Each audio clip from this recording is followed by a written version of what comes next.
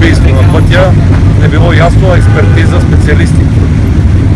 Да, ние сме били на местото и е от ясно по-ясно какво се е случило. И аз не виждам причината да не седи в ареста. Кой иска така, че в ареста е толкова зле, че ще му се случи нещо, бил много възрастен и шало нещо да му се случи. Какво ще му се случи в ареста? Колко хора седат в ареста? Няма да стане нищо. Това е подигравка. Може да убиеш двама човека, макар ако непредпазливост да си невъзможно. Това е недопустимо. Има си МВР болница, има си болница. Да, ако нещо не е наред, има си МВР болница. Няма проблем да му се осигурят здравни грижи на човека, няма нищо против, обаче все пак да убиеш двама човека, макар ако непредпазливост, е отвратително престъпление. Аз лично не бих искал да съм отвън. Ако съм неговото място. Просто идиотско. Как може да го пусне?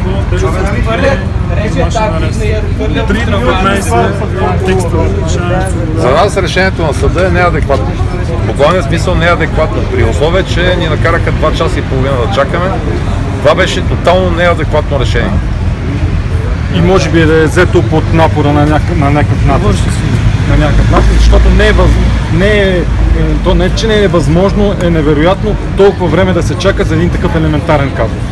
Нещо, което всичко е ясно, въпреки че искаха експертизи и неща, които в момента са безпредметни.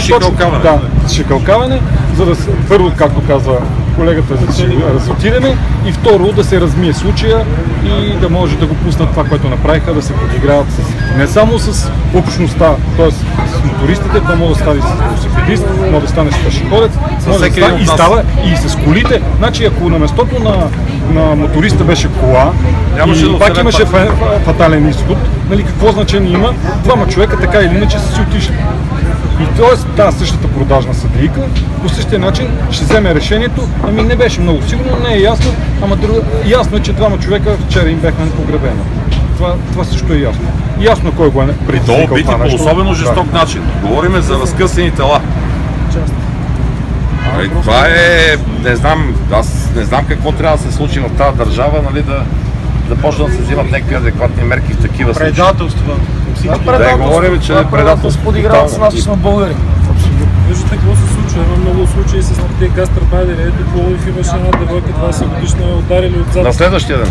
Направо нищо не прилича. Трябва да има някакво назидание. Възмездие винаги, когато пък има трябва. Абсолютно. И възмездието трябва да отговаря на щетата, да го наречем това, какво направи. Значи той убива двама човека, възмездното кое, взели сме ти квартира вчера, отиде да си почиваш в хола. Очевидно е, че квартирата е наета за нуждите. Даже направо си намирисва на подготвена ситуация. Враждебна. Да. Враждебна на края на света. Да, навсякъдето никъде нищо. Знаете дали чип ни. Вярваме на чипове и вярваме на съдебната система. Как? Просто се изплюха и се подиграха с българския народ, ще го наречем.